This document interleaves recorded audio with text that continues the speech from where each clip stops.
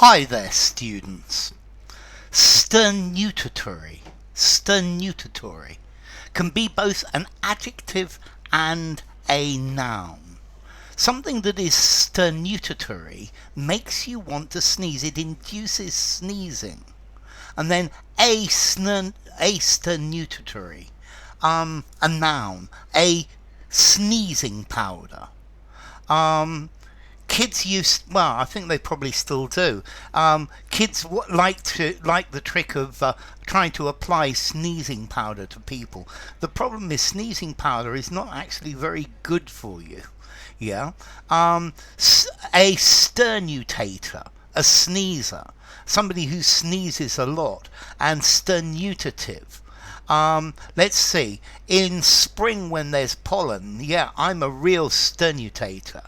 I think the pollen in spring is a real sternutative.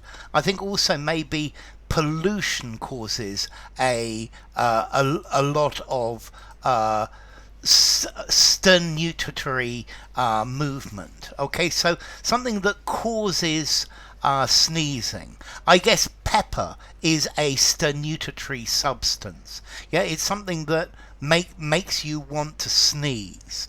Now, this is one of these unusual, more formal words that people don't know, but it's a fun word for collection. Okay, so a sternutatory, something that causes sneezing, or sternutatory powder, a sneezing powder. Let's see, as I said, pepper is a sternutatory.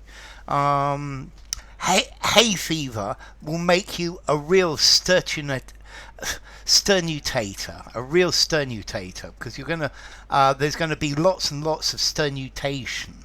Okay, so sternutatory, causing sneezing, having the effect of sneezing, making people sneeze. Okay, this is one of these words that people are not going to know. So formality, I think I'm going to give this a 7.5 in formality. Use it as a joke, any formality, or otherwise, yeah, 7.5 in formality.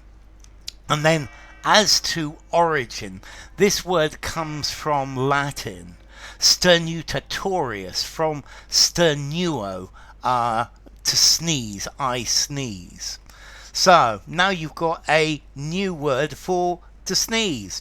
If you enjoyed the video, give it a rating, subscribe to my channel, and I will see you soon. Bye for now. Sternutatory.